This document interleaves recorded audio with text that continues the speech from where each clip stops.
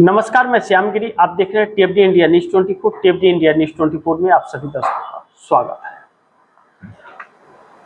India गठबंधन के 48 सांसदों को तोड़ने के बाद भी अगर संकट गहराया हुआ है तो इसका मतलब है कि मोदी बहुत बुरी तरह से फंस गए हैं।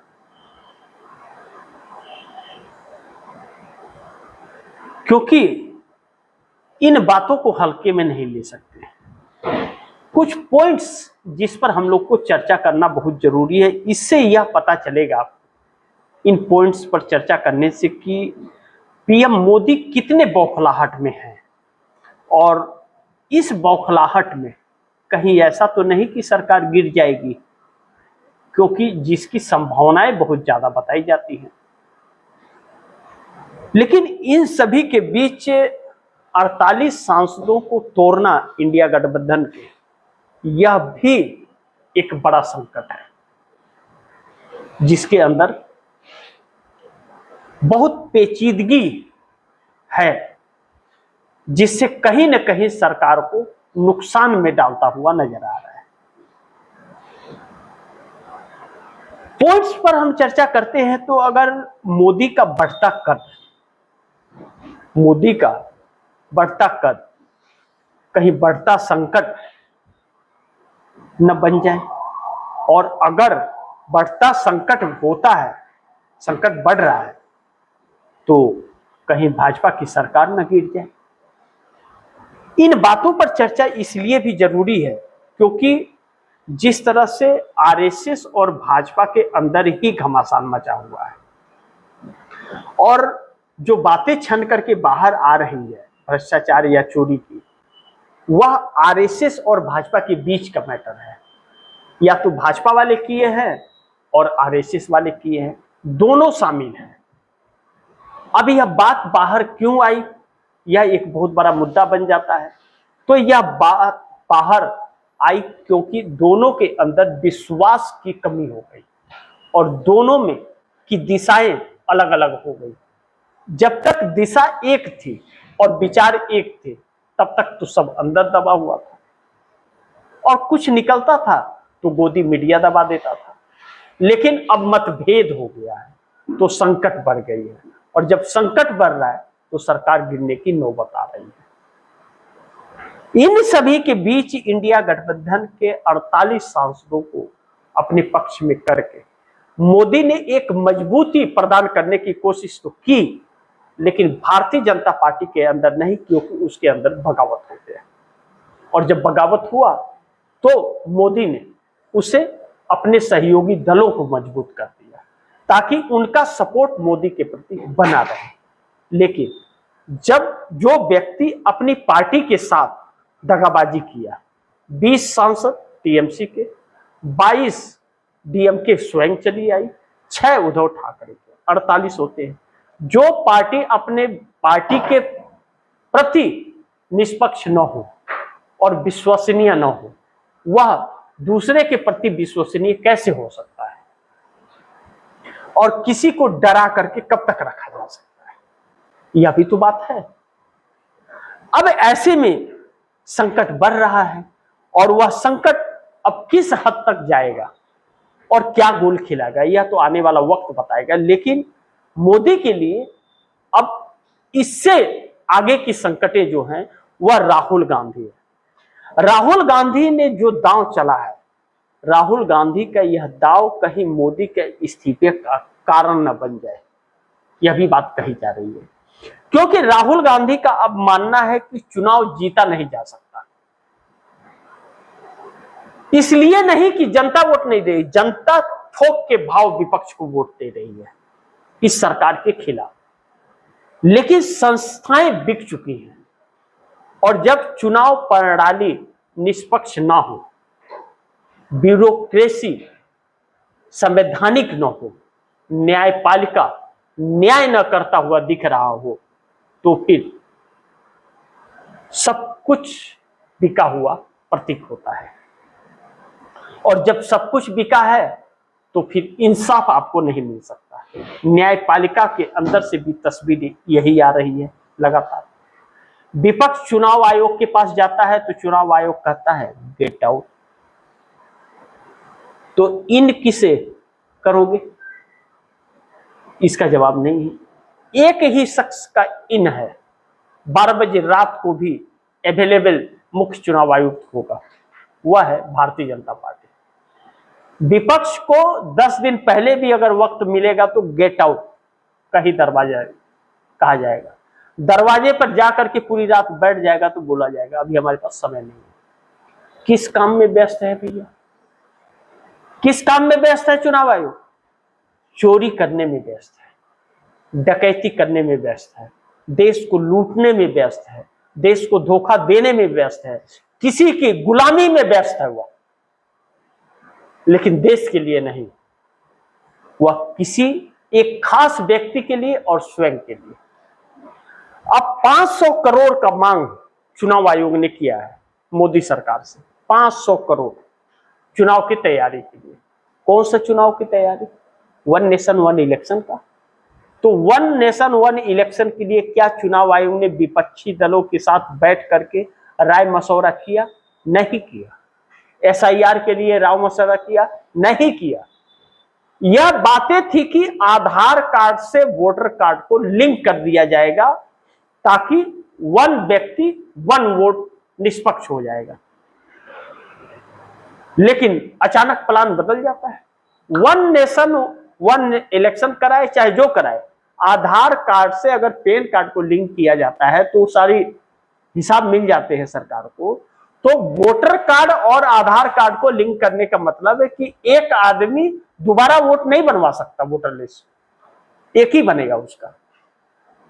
और इस सरकार को वह चाहिए नहीं, उन्हीं को हटाना है।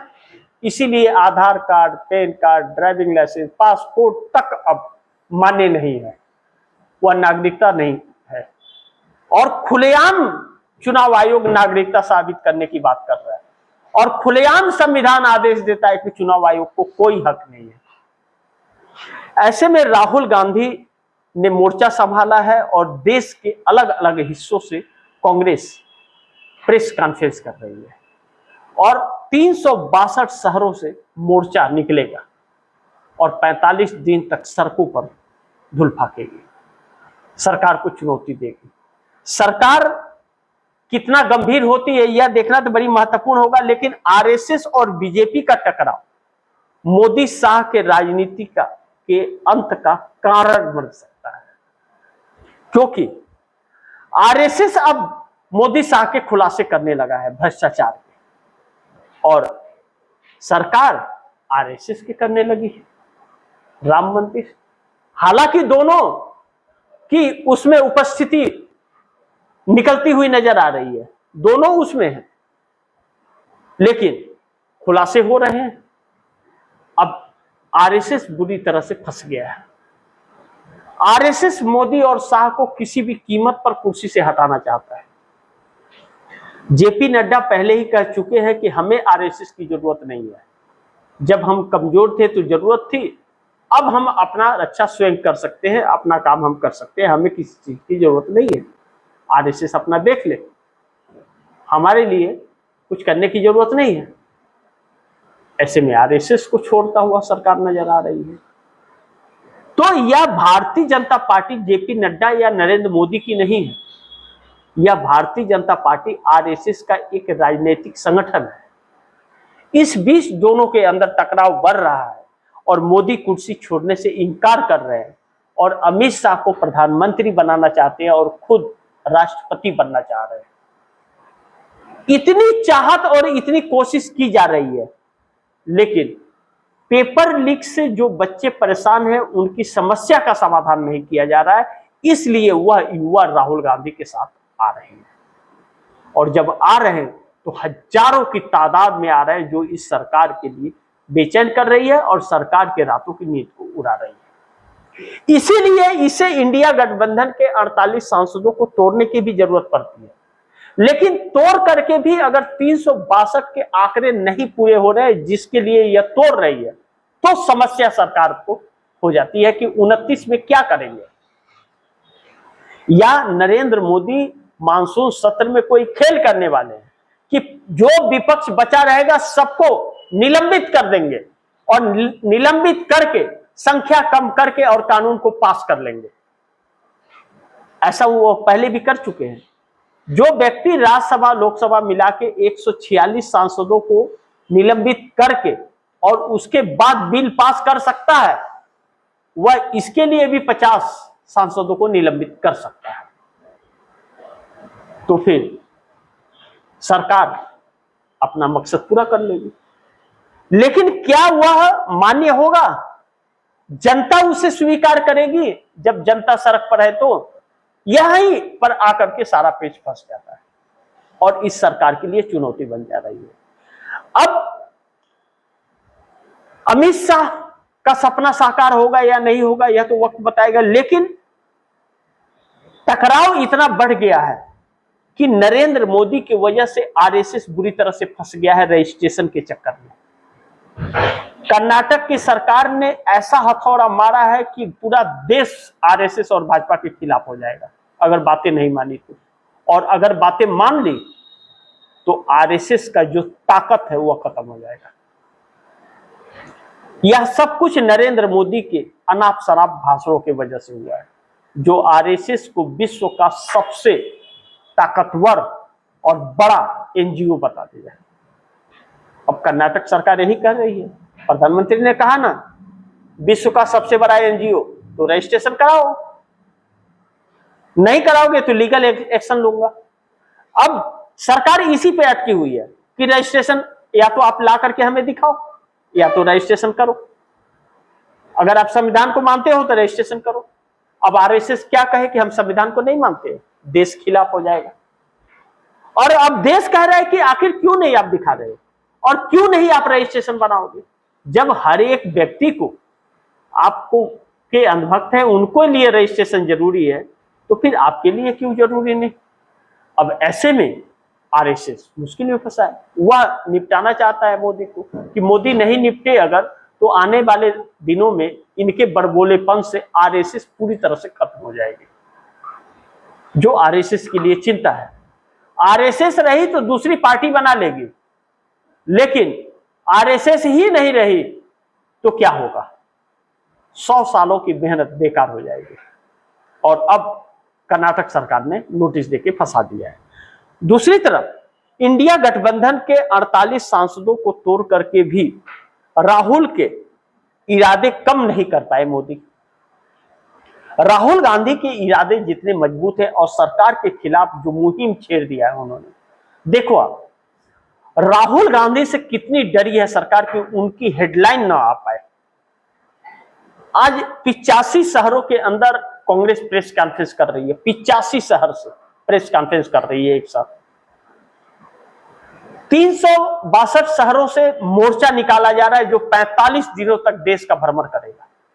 अलग अलग शहरों से मोर्चा निकलेगा। इतने बड़े हेडिंग को विदेश मंत्रालय से बयान दिला करके कि पासपोर्ट इस देश की नागरिकता नहीं है, सारे हेडिंग को खत्म कर दिया। अभी यही हेडिंग लेकर के गोदी मीडिया ले उड़ेगा और सारे मुद्दे दब जाएंगे। इस मुद्दे के अंदर राम मंदिर की चोरी भी दबेगी, इस मंदिर पर मोहन यादव की भी दब जाएगी, जमीन घोटाला, और इस पर राहुल गांधी के मुद्दे भी दबाने की कोशिश। लेकिन जनता सब जानती है, जनता देख रही है कौन सड़क पर लड़ाई लड़ रहा है। इंडिया गठबंधन के घटक दलों के लिए भी चुनौती है। इस सरकार को जितनी चुनौती है उससे ज्यादा इंडिया गठबंधन के उन गद्दार घटक दलों के लिए जो साथ रह करके और मुद्दे पर साथ नहीं देते हैं। सड़क पर उतरते तो नहीं, लेकिन सपने प्राइम मिनिस्टर बनने की देखते हैं। लेकिन कांग्रेस ने एकल चलो की राजनीति अपना ली है कि किसी के साथ हमें नहीं रहना है, हम अकेले चुनौती देंगे और अकेले सामना करेंगे। इसमें कितनी कामयाबी मिलेगी यह तो देखना बहुत महत्वपूर्ण होगा। लेकिन नरेंद्र मोदी का साम दंड भेदभाव कुछ भी राहुल गांधी के सामने नहीं काम कर रहा है, सब धराशाह हो रहा है। अब ऐसे में कांग्रेस ने आरएसएस को बड़े धर्म संकट में जो डाल दिया है, लाइसेंस बनाना होगा और एक्शन लेगी कांग्रेस सरकार जो कहा है। क्या यह सिर्फ कर्नाटक से ही होगा? जी नहीं, कर्नाटक के साथ साथ तेलंगाना, केरल और तमिलनाडु से भी होगा। आरएसएस के ऊपर हिमाचल से भी होगा। शिकंजे जबरदस्त कस रहे हैं इन लोगों के ऊपर, और इस शिकंजे के बीच भारतीय जनता पार्टी के मोदी और शाह की छुट्टी होने की संभावनाएं कही जा रही है कि छुट्टी भी हो सकती है। एक ऐसे पचड़े में आरएसएस फंस गया है कि देश उसके खिलाफ हो गया। आरएसएस क्या करता है नहीं करता है, हिंदुत्व, लूट, डकैत, यह सब कुछ भी नहीं। कर्नाटक सरकार ने इन सब पर कुछ मुद्दा ही नहीं उठाया। सीधा सा सवाल किया है कि भैया आप लाइसेंस बना लो, इतने बड़ा एनजीओ, लाइसेंस नहीं बनाओगे तो मैं आपके ऊपर कानूनी कार्रवाई करूंगा। बगैर लाइसेंस के मैं आपको इजाजत नहीं दे सकता, ना सुरक्षा दे सकता हूं। फंस गए।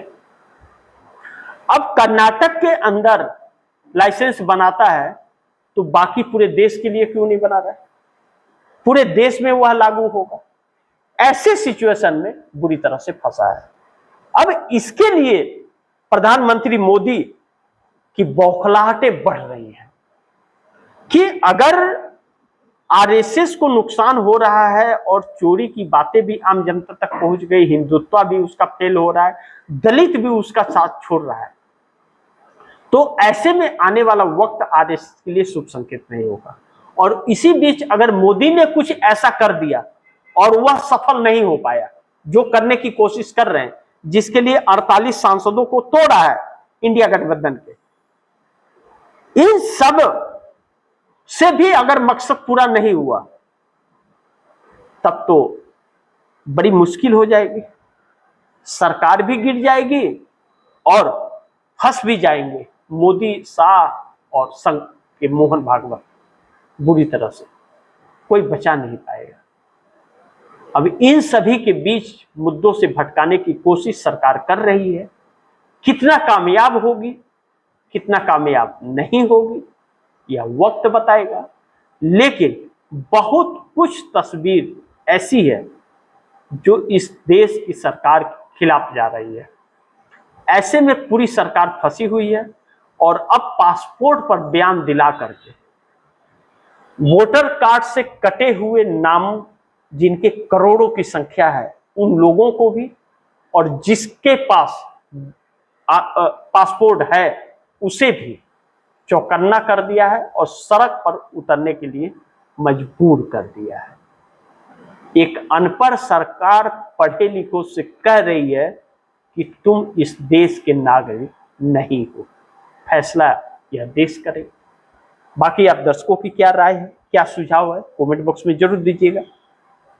इस खबर को ज्यादा से ज्यादा शेयर कीजिएगा, अपने दोस्तों को भी कहिएगा आगे शेयर करें। और आपने अगर टीएफडी इंडिया न्यूज 24 को सब्सक्राइब नहीं किया, सब्सक्राइब कर लीजिए, अपने दोस्तों को भी कहिएगा सब्सक्राइब करें। मिलते हैं अगली खबर के साथ, तब तक के लिए नमस्कार।